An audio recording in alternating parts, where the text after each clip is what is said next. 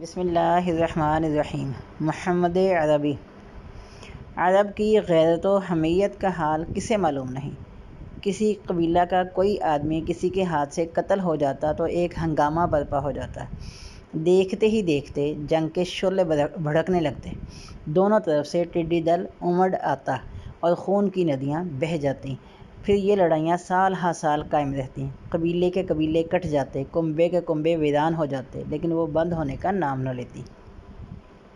عرب میں لکھنے پڑھنے کا تو رواج نہ تھا، لیکن مقتول کا نام کاغذ پر درج ہوتا اور پشت ہا پشت تک بچوں کو یاد کرایا جاتا کہ وہ بڑے ہوں تو اس کا بدلہ لیں۔ داحس بسوس کی قیامت خیز لڑائیاں کون نہیں جانتا، 40 برس تک قائم رہیں اور ہزاروں لاکھوں جانیں ان کی نظر ہو گئیں، وہ بھی اس بنا پر ہوئیں۔ رجب 2 ہجری کا واقعہ ہے۔ حضور نے 12 آدمیوں کو نخلا کی وادی میں بھیجا کہ وہاں ٹھہر کر قریش کے ارادوں کا پتہ لگائیں۔ اتفاق سے قریش کا ایک مختصر سا قافلہ ادھر سے گزرا۔ ان لوگوں نے اسے لوٹ لیا، ایک آدمی کو قتل اور 2 کو قید کیا۔ قتل ہونے والا آدمی عمر بن حضرمی تھا، جو عامر بن حضرمی کا بھائی تھا۔ نبی صلی اللہ علیہ وسلم کو خبر ملی تو آپ سخت ناراض ہوئے اور فرمایا، میں نے تمہیں اس لیے تو نہیں بھیجا تھا۔ ادھر قریش کو خبر ہوئی تو وہ غصے سے بے خود ہو گئے اور جذبہ انتقام سے سرشار۔ اب انہیں جنگ کی دھن تھی، رات دن اسی کی فکر۔ زمزم کی پکار نے زخم پر نمک چھڑکا اور آتش غضب کو بھڑکا دیا۔ اب وہ جوش سے بے تاب ہو گئے اور جنگ کی تیاریوں میں لگ گئے۔ جلدی جلدی انہوں نے بہادر سپاہیوں کو جمع کیا اور جس قدر ممکن تھا اونٹ گھوڑوں کا انتظام کیا۔ جسے دیکھیے غصہ سے بے تاب تھا اور محمد صلی اللہ علیہ وسلم سے ٹکر لینے پر دوسروں کو ابھار رہا تھا۔ جوش کا عالم تھا، ہر ایک جانے کے لیے تیار تھا اور جو نہیں جا سکتا تھا اپنی طرف سے آدمی بھیج رہا تھا۔ قریش کے سارے سردار اس مہم میں شریک ہوئے، البتہ ابو لہب کی ہمت نہ ہوئی، اس لیے اس نے 4000 درہم پر ایک آدمی کو تیار کر لیا، اپنی بجائے اسے بھیج دیا۔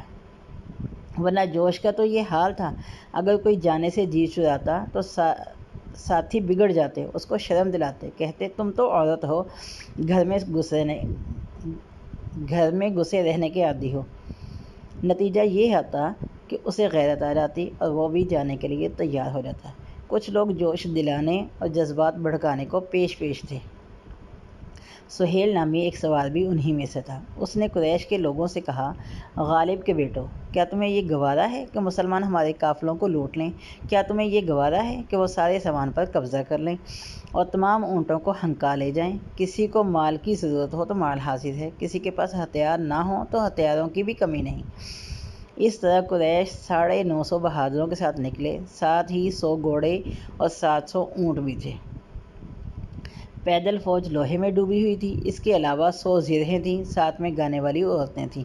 یہ بد نصیب رسول پاک کی شان میں گستاخانہ اشعار کہتی اور اس طرح سپاہیوں کی آتش غضب کو اور بھڑکا دیتی۔ دشمنوں کا یہ لشکر اکڑتا ہوا چلا، ہر ایک محمد صلی اللہ علیہ وسلم پر دانت پیس رہا تھا اور غصہ سے ہونٹ چبا رہا تھا۔ ان کے پیش نظر صرف یہی نہیں تھا کہ قافلے کو بچا لائیں، ان کا ارادہ یہ بھی تھا کہ اس آئے دن کے خطرے کو ہمیشہ کے لیے دبا دیں اور مدینہ میں جو یہ طاقت جمع ہو رہی ہے اسے اس طرح کچل ڈالیں کہ تجارتی راستہ بالکل محفوظ ہو جائے۔ ادھر ابو سفیان قافلہ لے کر آگے بڑھا، بڑھتے بڑھتے سرزمین حجاز سے بہت قریب ہو گیا۔ خوف زدہ تو تھا ہی، اب آگے کی خبریں معلوم کرنے لگا کہ مسلمان کی زد میں نہ آ جائے۔ پھر وہ زمزم کا راستہ دیکھنے لگا، کیونکہ اس کا خیال تھا کہ زمزم آ رہا ہوگا اور ساتھ میں قریش بھی مدد کے لیے آ رہے ہوں گے، لیکن کوئی نہ آیا۔ پھر جب وہ رات آئی جس میں اسے بدر کے چشمہ پر پہنچنا تھا تو اونٹ تیزی سے پانی کی طرف بڑھنے لگے، حالانکہ پانی کی انہیں کوئی ضرورت نہ تھی۔ ابھی ایک ہی دن پہلے وہ خوب سیراب ہو چکے تھے۔ قافلے والوں نے یہ ماجرا دیکھا تو گھبرا گئے۔ انہوں نے سوچا، اب تک تو اونٹوں نے کبھی ایسا نہیں کیا، آج کیا بات ہے؟ رات بھی بڑی تاریک تھی، نگاہ کچھ بھی کام نہیں کر رہی تھی۔ اس سے ان کی گھبراہٹ اور بڑھی اور خوف سے برا حال ہو گیا۔ ابو سفیان نے اب رخ بدل دیا، اس کو ڈر تھا کہ مسلمان طاق میں ہوں گے اور وہ بدر کے پاس ہی چھپے ہوں گے، لہٰذا اس نے دوسرا راستہ پکڑا اور بدر سے ہٹ کر اب وہ ساحل پر چلنے لگا۔ اس طرح بدر اب بائیں جانب تھا اور وہ تیزی سے بڑھ رہا تھا۔ ادھر قریش برابر آگے بڑھ رہے تھے۔ راستے میں وہ جہاں کہیں پانی دیکھتے پڑاؤ ڈال دیتے، ٹھہر کر اونٹ ذبح کرتے، خود کھاتے، دوسروں کو کھلاتے، شراب و کباب کے دور چلتے، پھر وہاں سے آگے چل دیتے۔ اس طرح وہ کھاتے پیتے عیش کرتے غرور سے اکڑتے چلے جا رہے تھے کہ مکہ سے ایک آدمی پہنچا۔ اس نے کہا، بھائیو، اب مکہ لوٹ چلو، قافلہ تو بالکل صحیح سالم لوٹ آیا ہے، محمد صلی اللہ علیہ وسلم اور ان کے ساتھیوں کے ہاتھ نہیں لگا، خیر اسی میں ہے کہ اب لوٹ چلو۔ مدینہ والوں سے ٹکر لینے کی مت سوچو، وہ ککڑی کی مثل کاٹ کے رکھ دیں گے۔ قریشی بھائیو، اب آگے نہ بڑھو، قافلہ تو بچ گیا، اس سے زیادہ کیا چاہیے؟ تم تو قافلے ہی کو بچانے نکلے تھے، اللہ نے اسے خود ہی بچا لیا۔ اس آدمی نے یہ باتیں انہی کے بھلے کے لیے کہی تھیں، لیکن وہ سننے کے لیے تیار نہ ہوئے۔ اکثر لوگوں نے صاف انکار کر دیا۔ قبیلہ بنی ہاشم کی سمجھ میں یہ باتیں آ گئیں، چنانچہ انہوں نے لوٹنا چاہا، مگر ابو جہل بگڑ گیا، تن کر بولا، نہیں، بخدا ہرگز نہیں لوٹیں گے، ہم تو بدر تک جائیں گے۔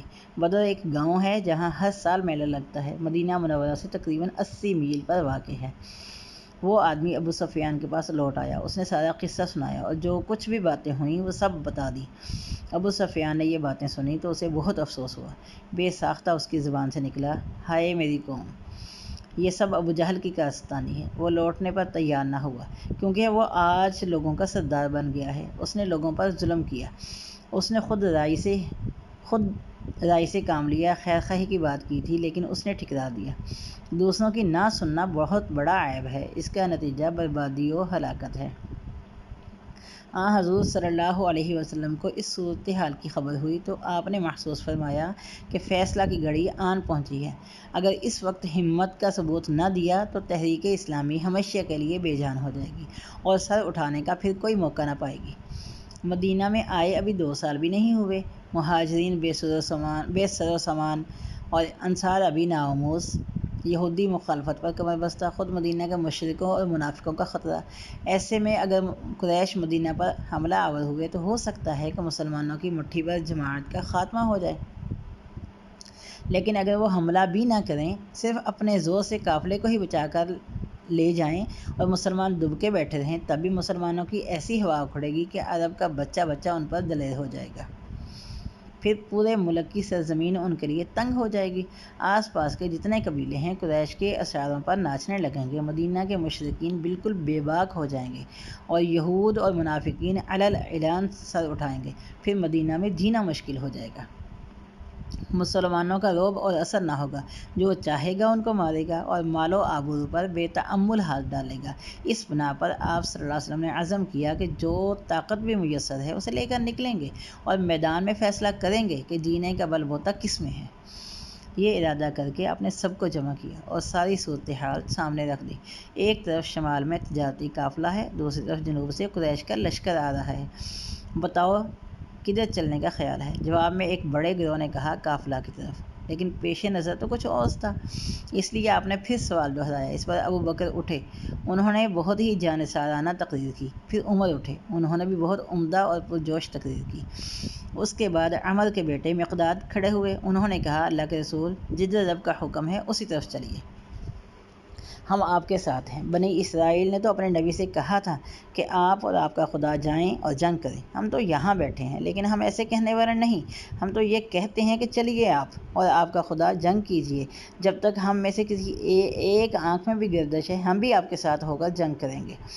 نبی صلی اللہ علیہ وسلم نے یہ تقریر سنی تو چہرہ مبارک خوشی سے چمک اٹھا، آپ نے حضرت مقداد کی تعریف کی اور دعا دی، پھر فرمایا، لوگو تم بھی کچھ بولو۔ انصار سمجھ گئے کہ آپ کا اشارہ ہماری طرف ہے۔ وجہ یہ تھی کہ انصار کے لیے پہلا موقع تھا، اس سے پہلے وہ کسی مہم میں شریک نہ ہوئے تھے۔ چنانچہ حضرت سعد بن معاذ جو مدینہ کے معزز لوگوں میں تھے اٹھے اور عرض کیا، اے اللہ کے رسول، شاید آپ کا اشارہ ہماری طرف ہے؟ آپ نے فرمایا، ہاں۔ حضرت سعد نے کہا، میں اس وقت سارے انصار کی طرف سے بول رہا ہوں، اللہ کے رسول، ہم آپ پر ایمان لائے ہیں، ہم نے آپ کو سچا سمجھا ہے، ہم نے گواہی دی ہے کہ آپ کی باتیں حق ہیں، ہم آپ کی اطاعت کا عہد بھی کر چکے ہیں۔ اللہ کے نبی، اب آپ نے جس کام کا ارادہ فرمایا ہے بے جھجک اس کے لیے قدم بڑھائیے، خدا کی قسم اگر ہمیں لے کر سمندر میں کود پڑیں تو بھی ہم بخوشی تیار ہیں، ہمیں کوئی پیچھے رہنے والا نہیں۔ آپ بے تأمل جس سے چاہیے صلح کیجیے، جس سے چاہیے جنگ کیجیے، پھر ہماری دولت بھی آپ کے قدموں پر ہے، جتنی چاہیں لے لیجیے، کیونکہ جتنی ہی زیادہ آپ لیں گے ہمیں اتنی ہی زیادہ خوشی ہوگی۔ میں اس راستے پر کبھی نہیں گیا، نہ اس کے بارے میں کوئی واقفیت ہے، لیکن ہم دشمن سے بھاگنے والے نہیں، ہم تو میدان جنگ کے شیر ہیں، مقابلے میں ڈٹ جانے والے ہیں۔ امید ہے کہ ہم بہادری کے ایسے جوہر دکھائیں گے کہ آپ خوش ہو جائیں گے۔ یہ خلوص و محبت سے بھری ہوئی تقریر تھی۔ نبی صلی اللہ علیہ وسلم نے یہ تقریر سنی تو بے حد خوش ہوئے، چنانچہ آپ نے حضرت سعد کا شکریہ ادا فرمایا اور دعا دی۔ حضرت سعد کی تقریر کے بعد آپ نے فرمایا، اللہ کا نام لے کر چل پڑو، اس کی رحمتیں تمہارے ساتھ ہیں، اس نے مجھ سے بڑے گروہ کا وعدہ کیا ہے، بخدا مجھے دشمنوں کی قتل گاہیں نظر آ رہی ہیں۔ پھر آپ نے ساتھیوں کو دشمنوں کی قتل گاہیں بتائیں کہ فلاں اس جگہ قتل ہوگا، فلاں اس جگہ دم توڑے گا۔ یہ سن کر لوگ سمجھ گئے کہ اب قافلہ ہاتھ نہیں آئے گا، اب جنگ ہی ہو کر رہے گی۔ ہجرت کا دوسرا سال تھا، رمضان کا مہینہ تھا۔ مدینہ سے 1 میل پر ایک مقام ہے، بئر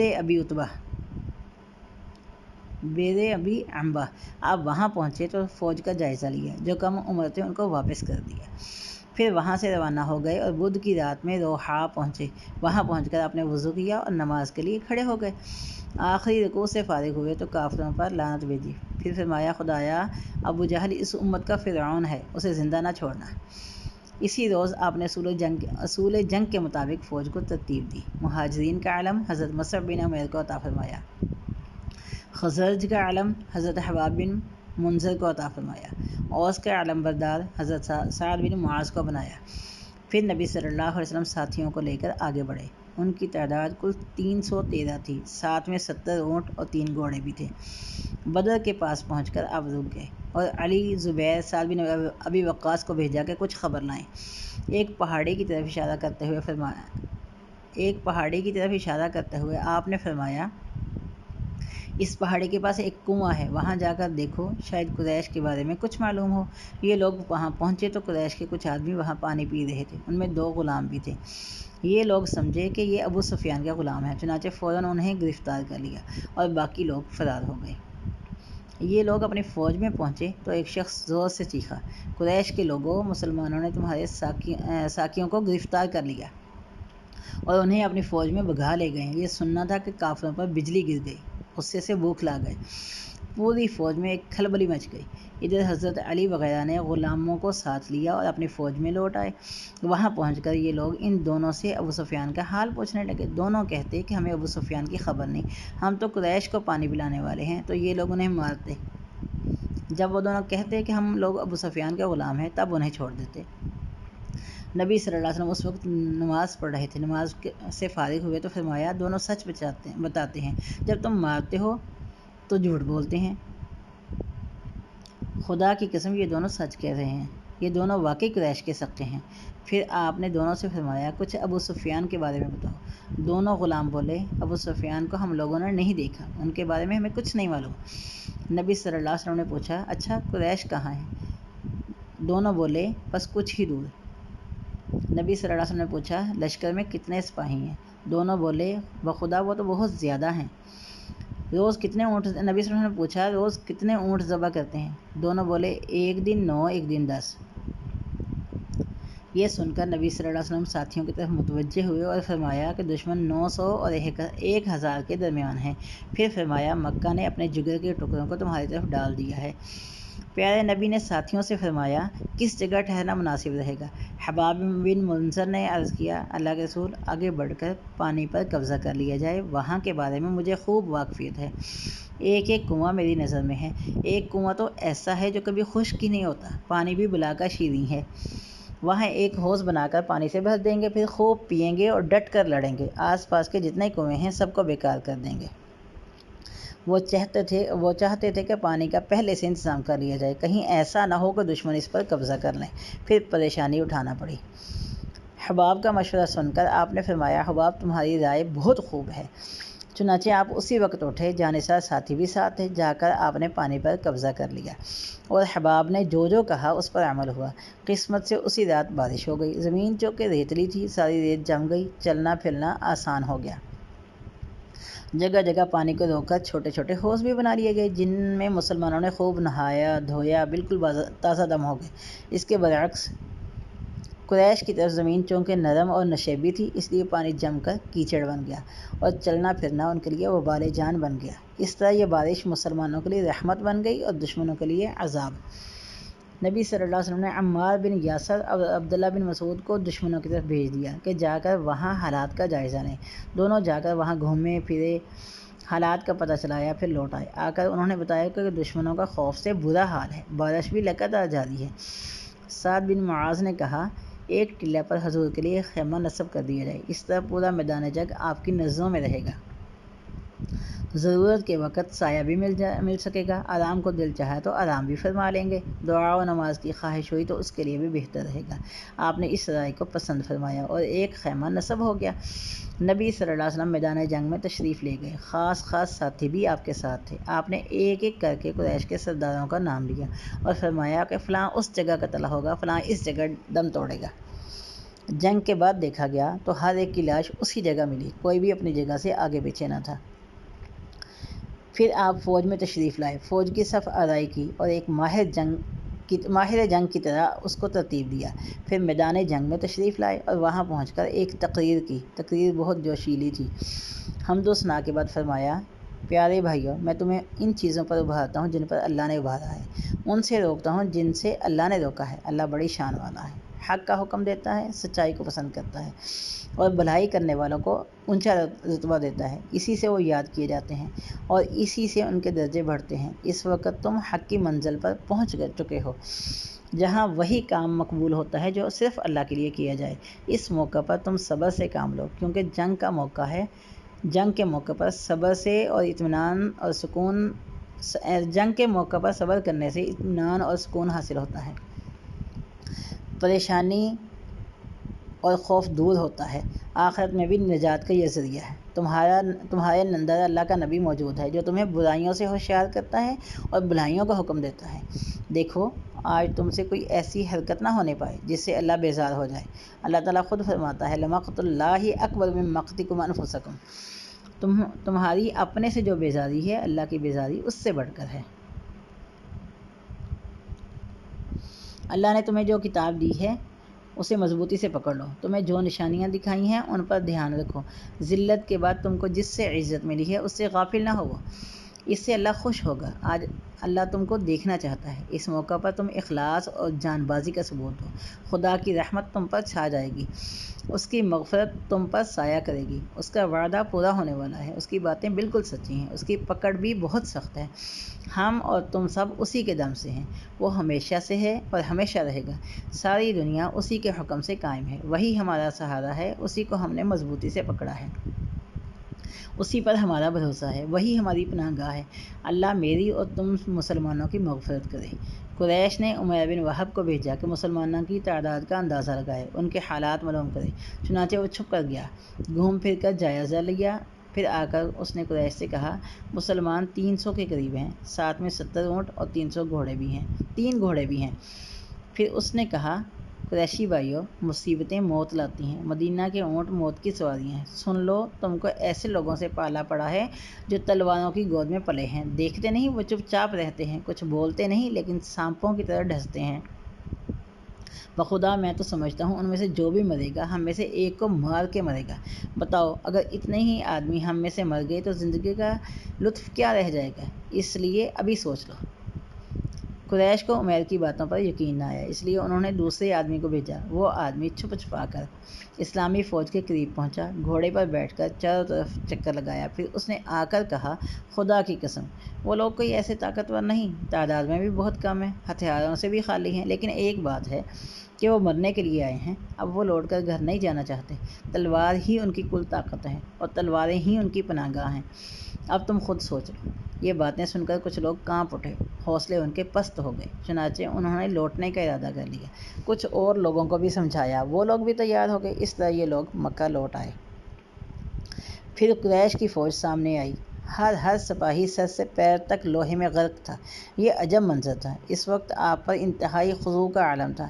دونوں ہاتھ پھیلا کر فرماتے، اے اللہ، یہ قریش کے لوگ ہیں، یہ غرور سے اکڑتے ہوئے تجھ سے لڑنے آئے ہیں، یہ تیرے دین کی مخالفت پر کمر کسے ہوئے ہیں، تیرے رسول کو ناکام کرنے پر تلے ہوئے ہیں۔ اللہ، تو نے مدد کا وعدہ کیا ہے، اس وعدے کو پورا کرو۔ اے اللہ، تو نے مجھ سے ثابت قدم رہنے کے لیے کہا ہے اور بڑے گروہ کا وعدہ کیا ہے، بے شک تو وعدہ پورا کرنے والا ہے۔ بے خودی کا یہ عالم تھا کہ چادر کندھوں سے گر پڑتی اور آپ کو خبر نہ ہوتی۔ کبھی سجدہ میں گر پڑتے اور فرماتے، خدایا، اگر آج یہ جانیں مٹ گئیں تو قیامت تک تیری پرستش نہ ہوگی۔ ایک طرف نبی صلی اللہ علیہ وسلم کا یہ انداز، دوسری طرف اللہ آپ کی مدد میں مصروف تھا اور حکمت کے ساتھ آپ کی ہمت بڑھا رہا تھا۔ ابھی آپ راستہ ہی میں تھے کہ دشمنوں کی تعداد سے بالکل بے خبر تھے کہ اللہ نے دشمن کی فوج کو خواب میں دکھایا۔ خواب میں اندازہ ہوا کہ دشمن تھوڑے ہی ہیں، اس لیے آپ کا حوصلہ بڑھا اور دل کو اطمینان نصیب ہوا۔ مسلمانوں نے سنا تو ان کی بھی ہمت بڑھی، وہ بے کھٹک بڑھتے چلے گئے۔ پھر جب دونوں فوجیں آمنے سامنے ہوئیں تو کافر مسلمانوں کو کم نظر آئے اور مسلمان کافروں کو تھوڑے دکھائی دیے۔ اس طرح دونوں کے دل بڑھے اور دونوں میدان جنگ میں اتر آئے۔ پھر جنگ چھڑی تو مسلمان تو کافروں کو بہت نظر آنے لگے، لیکن کافر مسلمانوں کو کم ہی دکھائی دیے۔ اس طرح کافروں کے حوصلے تو پست ہو گئے اور وہ خوف اور گھبراہٹ سے بدحال ہو گئے، لیکن مسلمانوں کی ہمت اور بڑھ گئی، وہ بڑھ بڑھ کر کافروں کو مارنے لگے۔ ذیل کی آیات میں اسی حقیقت کی طرف اشارہ ہے۔ اذ یریکہم اللہ فی منامک قلیلا ولو اراکہم کثیرا لفشلتم ولتنازعتم فی الامر ولکن اللہ سلم انہ علیم بذات الصدور واذ یریکموہم اذ التقیتم فی اعینکم قلیلا ویقللکم فی اعینہم لیقضی اللہ امرا کان مفعولا والی اللہ ترجع الامور۔